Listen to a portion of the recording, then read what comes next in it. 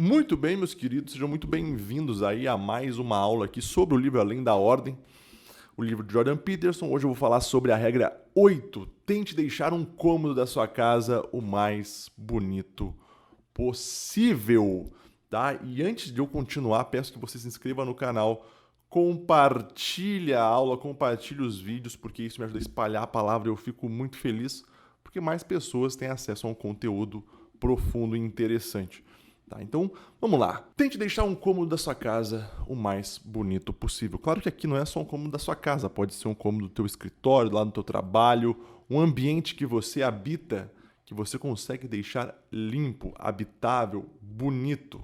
Tá? E isso, né, é muito interessante porque o Jordan Peterson, ele ficou muito famoso aí no mundo afora por uma frase que ele falava direto, que era qual? Arrume o seu quarto.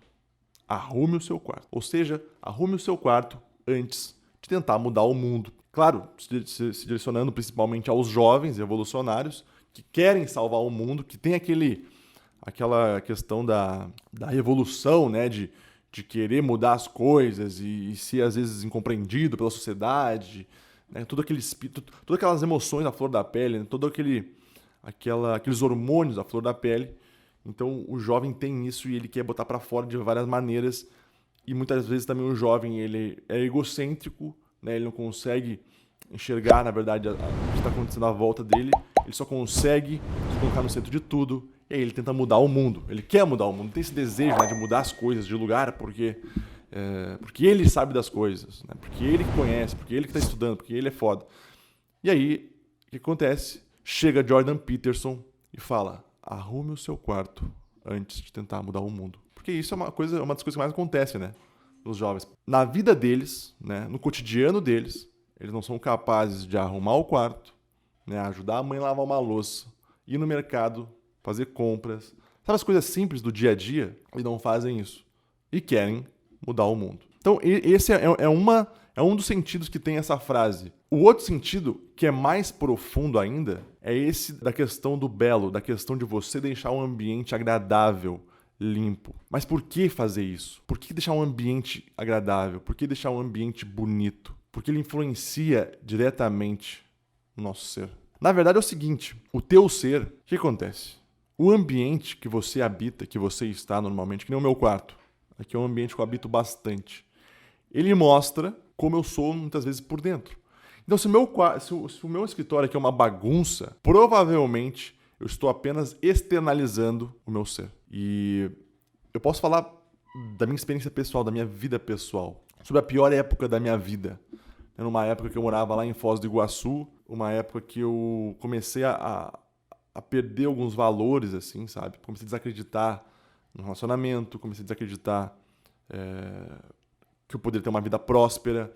Uma época que eu estava ali no ateísmo, sabe? No agnosticismo. Comecei a perder algumas bases muito fundamentais. E eu comecei a viver uma vida muito prática, muito pragmática. Eu perdia as coisas bonitas, sabe?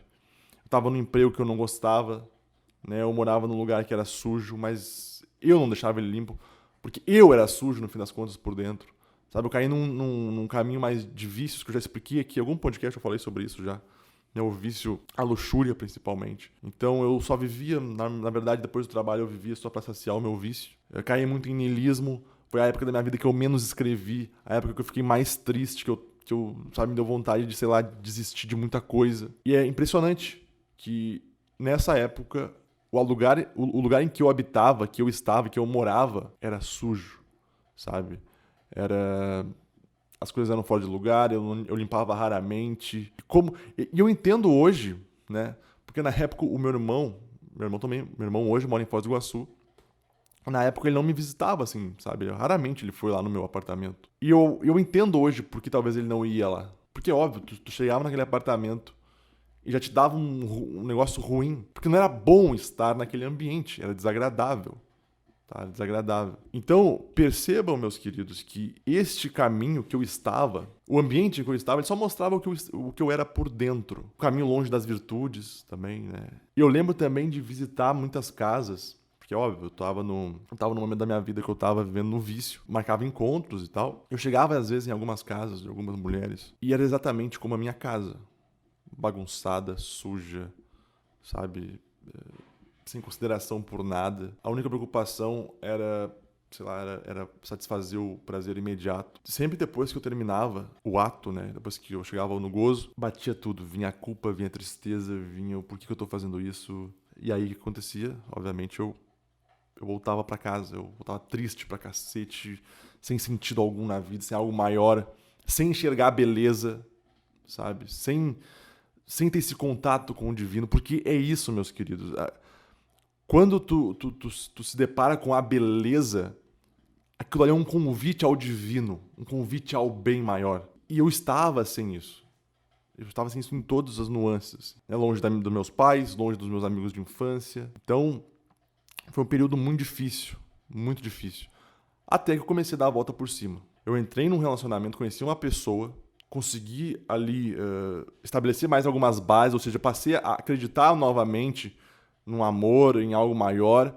Nesse momento, o ambiente passou a responder o que eu estava sentindo. E isso é fascinante. Tá? Isso é fascinante. Meu apartamento começou a ficar mais limpo, porque agora também outra pessoa dependia de mim, ou seja, ela ia me visitar todo final de semana, então ela não podia chegar lá, uma pessoa que eu me importava está uma bagunça, né? Tá uma sujeira, tá um lixo. Então eu arrumava as coisas, eu deixava as coisas organizadas, ela me dava ideia. E aí as coisas vão se ornamentando, vão entrando no eixo de novo. E tu vai se deparando com a beleza novamente. Então por isso que hoje eu falo muito, assim, eu sou incisivo nessa questão do caminho certo. Há um caminho certo. Aí que eu posso estar fugindo um pouco do tema da aula, que é deixar o ambiente mais bonito, mas vai ter a ver no final das contas, tá? Qual que é o caminho certo, meus queridos? É o caminho das virtudes, tá? O caminho do caráter. O que é o caráter? É o bem. É uma pessoa, é um bom caráter, né? É uma ciência que visa a ética, e a ética visa o bem.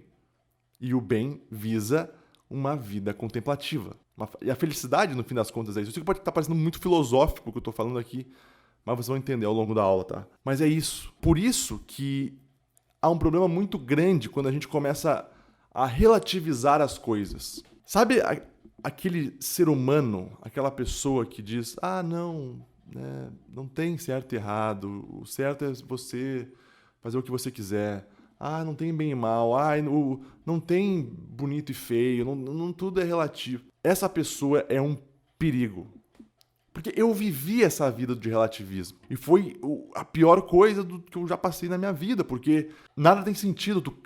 Inevitavelmente tu cai no niilismo. Só pra quem não tem conhecimento dessa palavra, niilismo. Tem vários significados, mas no senso comum o niilismo significa o quê?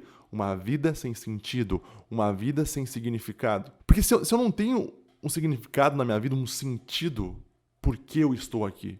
Eu estou aqui apenas para sobreviver. E sobreviver o quê? Fazer os prazeres imediatos, como eu estava vivendo.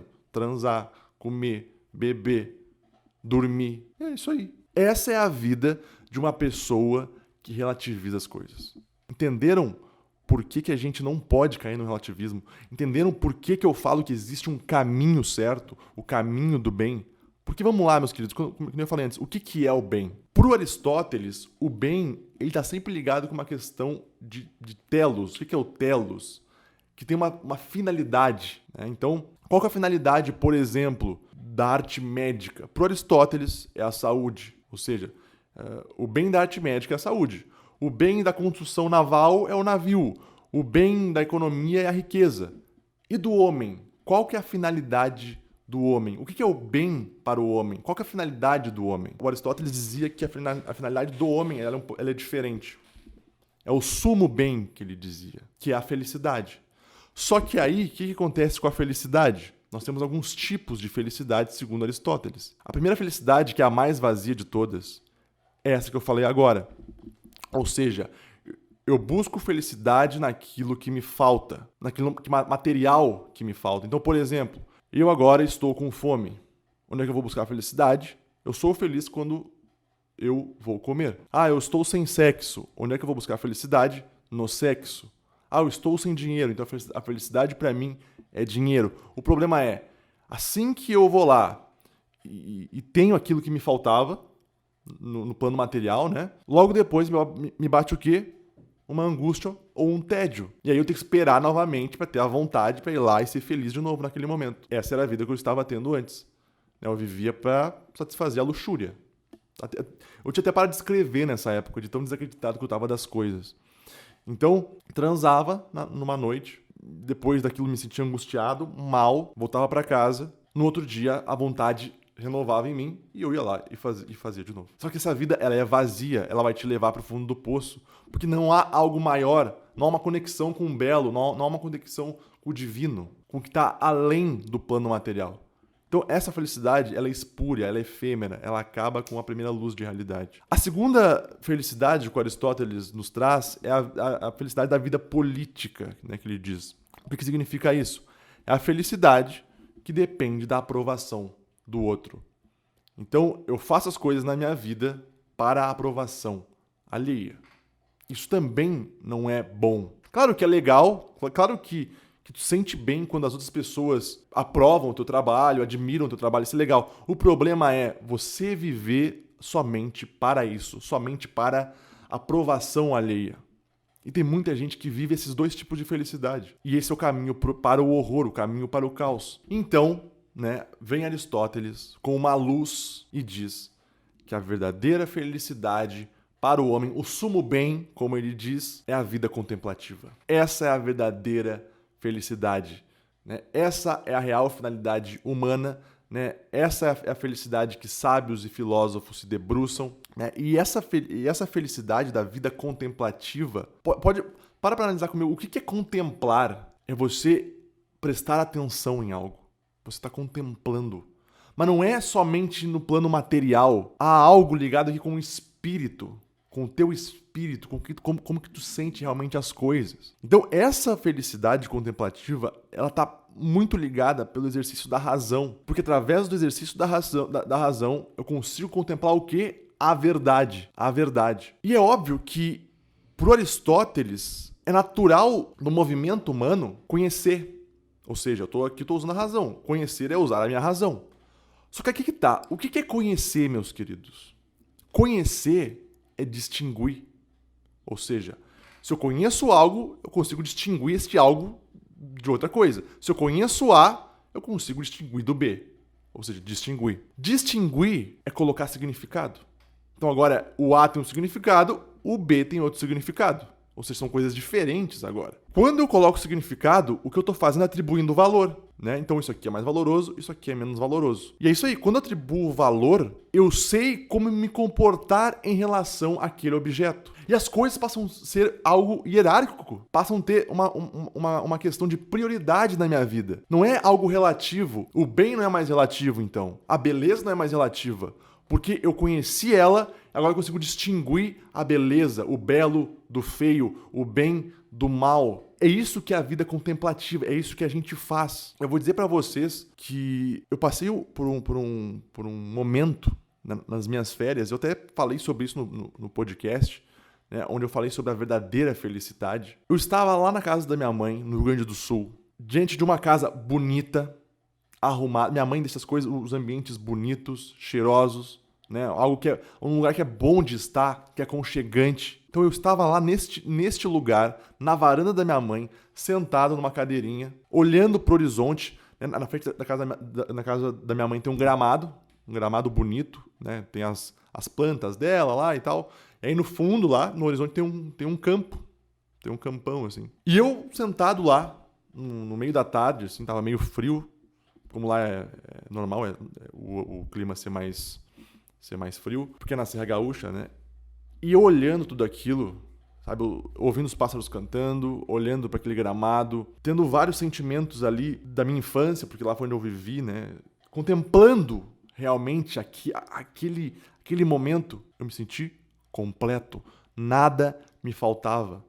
Nada me faltava. Essa é a verdadeira felicidade. Essa é a verdadeira finalidade do homem. Contemplação. Aí tu começa a analisar a vida dos santos, por exemplo. A vida dos santos é a vida de contemplação. A vida dessas pessoas que meditam muito. Contemplativa. É uma vida contemplativa. Esse é o suprassumo da personalidade humana, sabe? Tu chegar num nível de contemplar o belo. E o problema, meus queridos, é que quando tu tá numa vida relativista, como eu vivi essa vida relativista, de que nada importa, de que não tem sentido maior, não tem distinção de bem e mal, belo e feio, tudo pode. Tu fica cego para contemplação. Tu não consegue contemplar as coisas. Por isso que tu vive uma degradação da arte, por exemplo. Porque as pessoas que fazem aquela arte são cegas, elas não sabem distinguir o belo do feio. Você se lembra de uma apresentação teatral chamada Macaquinhos? Que os caras ficavam numa roda enfiando o dedo no cu um do outro e falavam que aquilo ali é arte? Não, aquilo ali não é arte porra nenhuma. Aquilo ali não mostra nada além. Aquilo ali não te conecta com nada que está acima, que transcende. Aquilo ali é puramente primal. Tanto é que se tu pegar 10 chimpanzés, eles fazem a mesma coisa. E mais, se tudo é relativo, meus queridos, haverá um caos de orientação na realidade. E é justamente isso, cara, que eu passei, por isso que eu tô falando pra vocês com muita propriedade. Porque vocês não atribuem valor a nada. Então tu fica desorientado, tu fica refém do mundo à sua volta. Então, qual que é o papel da boa arte aqui pra nós? É uma janela para um transcendente, para o infinito. Por quê? Porque nós somos seres limitados, somos seres finitos. Então, quando eu me deparo com uma obra, com um romance, com um clássico como Crime e Castigo, aquilo me transcende, aquilo me leva ao infinito.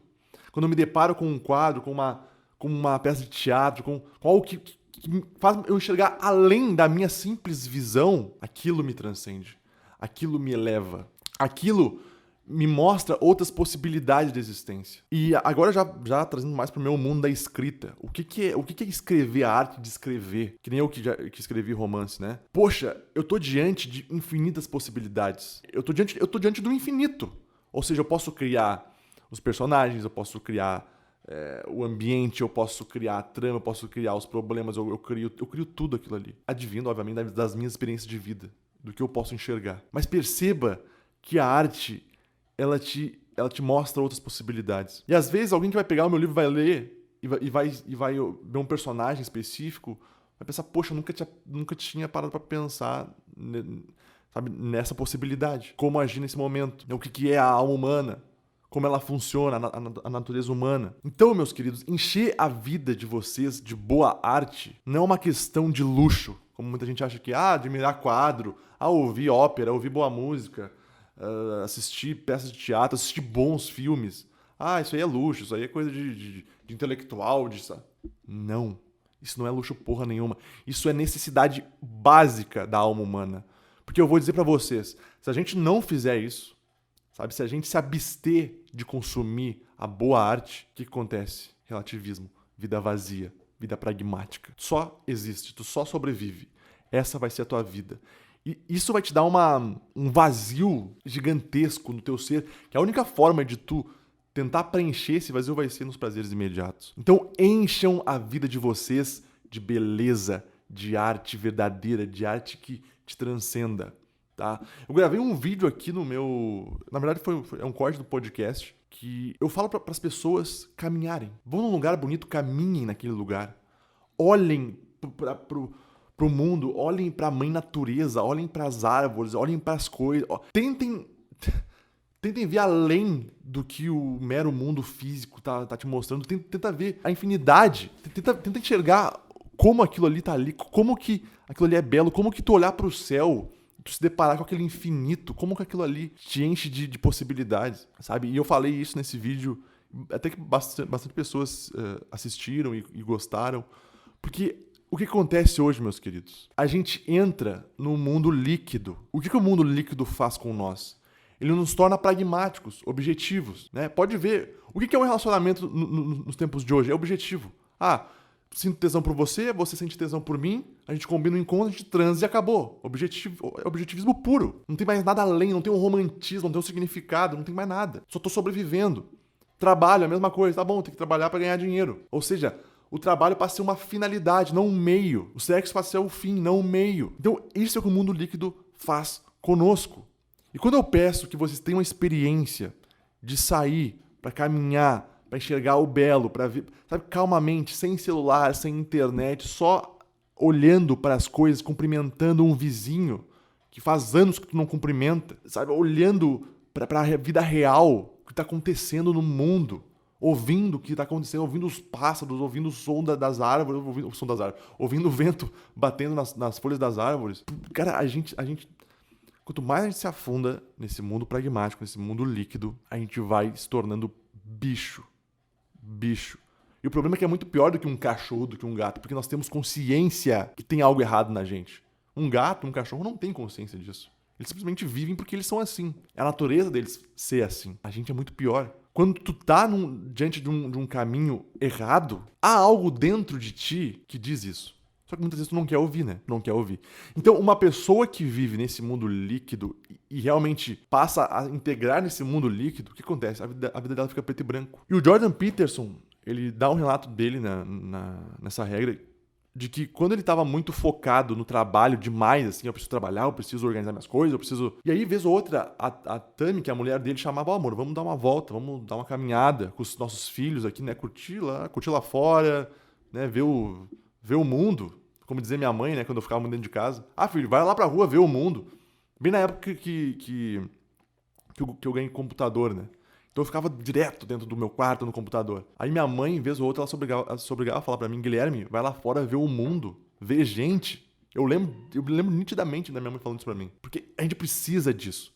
Então, o Jordan, né, tava focado naquela vida pragmática de trabalhar, de atender. E aí, quando ele saía pra ir com a mulher dele, por exemplo, dar uma caminhada, o pensamento dele não tava ali presente com a mulher, com os filhos, observando as coisas. Estava onde? No trabalho. Né, no que ele tinha que se preocupar, no que ele tinha que fazer. E essa vida, ela vai te empobrecendo a alma, vai te empobrecendo o espírito. Aqui o Jordan escreve, ó: eu era aplicado, perspicaz, focado e não perdia tempo, mas o preço que paguei por isso foi a cegueira exigida pela eficiência, realização e ordem.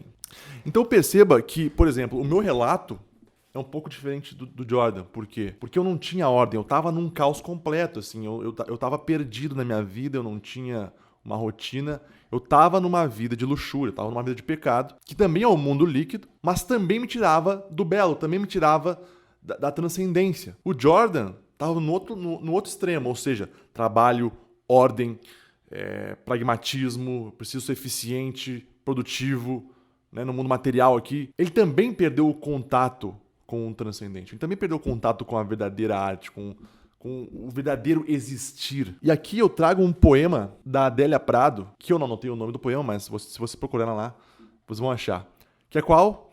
De vez em quando, Deus me tira a poesia. Olho pedra, vejo pedra mesmo. É isso aqui. Tu perde a capacidade de enxergar verdadeiramente as coisas. Olho pedra, vejo pedra mesmo. Olho a minha esposa dizendo que me ama e só enxergo lábios, só ouço sons. Recebo um abraço do meu pai, mas só vejo braços. Não tem sentido aquele abraço, não consigo enxergar o além do abraço, o além dos braços. É nesse sentido que eu tô falando. Então, o poema da Adélia Prado é importante aqui? Importantíssimo.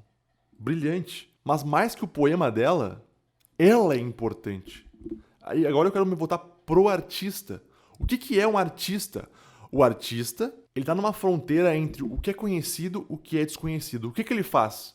Ele vai no caos, que é o desconhecido, pega uma parte desse caos, traz pro conhecido através da arte. Poemas, romances, dança, pintura, teatro. E aí nós, muitas vezes limitados, olhamos isso e isso nos transporta para algo maior, para algo além. Opa, parece que agora minha vida tem um certo sentido. Opa, parece que eu tô diante de algo grandioso, algo monumental. E isso encanta. Aqui que está a contemplação. E agora, então, eu me volto, né, pro título da aula de hoje. Tente deixar um cômodo da sua casa o mais bonito possível. Acho que sobre tudo que eu falei hoje, deu para entender por que deixar este cômodo bonito. Muitas vezes tu pode estar mal contigo mesmo. Tá? Nem eu. Tava mal comigo mesmo, tinha perdido algumas coisas, alguns sensos da realidade. Mas experimenta, no meio desse caos, arrumar o teu quarto. Deixar o teu quarto arrumado, bonito. Botar uma obra de arte lá, um quadro, sabe? Um livro que tu goste. Algo, sabe? Algo que, na hora que tu entrar nesse ambiente, tu gostar de ficar nesse ambiente. Fundamental. Isso é fundamental. Eu sei que às vezes um jovem que tá me ouvindo tá pensando aí, mas a minha mãe pede pra arrumar o quarto, mas eu acho frescura, porque não sei o quê. É que ainda tu não entende nem o que tu sente direito. Mas eu garanto pra vocês, você deixar um ambiente, uma casa, sabe, onde você habita, em algo habitável, mas não só habitável, em algo admirável, em algo que eu posso contemplar, isso te engrandece, isso melhora o teu humor. Então é isso, meus queridos. Prestem atenção nessas coisas. Deixem o ambiente de vocês agradável. Lá no meu trabalho, às vezes eu acompanho assistente social em algumas casas de ex-colaboradores, porque eles somem da empresa, não aparecem, não dão resposta, ficam doentes, sei lá, não vão mais. E aí a gente tem que ir atrás desses colaboradores. Meus queridos, a gente chega na casa dessas pessoas, aquele pátio assim, cheio de lixo, garrafa de bebida, toco de cigarro, sabe, uma sujeira, um cachorro ali meio jogado. Aí tu entra na casa do indivíduo, aquele cheiro ruim, sabe, um lugar totalmente desorganizado, sujo. Há um mal-estar em estar naquele ambiente, você não se sente bem naquele ambiente, dá vontade de ir embora, aquilo te empobrece, sabe, aquilo te inibe. E aí lá vem a pessoa, né, naquele estado também, muitas vezes de cinismo, sabe? O que vocês estão fazendo aqui, não sei o quê. Ou num estado triste, muito triste. Ou seja, não é uma coisa boa. Não é bom estar ali, não é, aquela pessoa não está bem. Não está bem. Ah, Guilherme, mas eles são pobres às vezes, por isso que a casa é desse jeito. O cacete. Pobreza não significa que tu tem que manter o ambiente sujo e bagunçado. Quantas casas você já visitou? Eu já visitei. São pessoas bem humildes, mas são limpas. É agradável estar ali porque a pessoa que está naquela casa cuida, torna o ambiente agradável, habitável, bonito, organizado. A pessoa tá bem também, porque ela tá num ambiente melhor. Então não é desculpa, entendeu? Então é isso. Tá? Prestem atenção, né, onde vocês habitam, o ambiente que vocês estão. Tentem deixar esses locais o mais bonito possível. Se não for todos, façam como Jordan Peterson falou. Tentem deixar pelo menos um cômodo da sua casa, do seu trabalho, o mais bonito possível, o mais agradável possível. Que você possa contemplar aquilo e se sentir bem quando estiver naquele ambiente. Beleza, meus queridos? Então fiquem bem, fiquem com Deus e sobrevivam.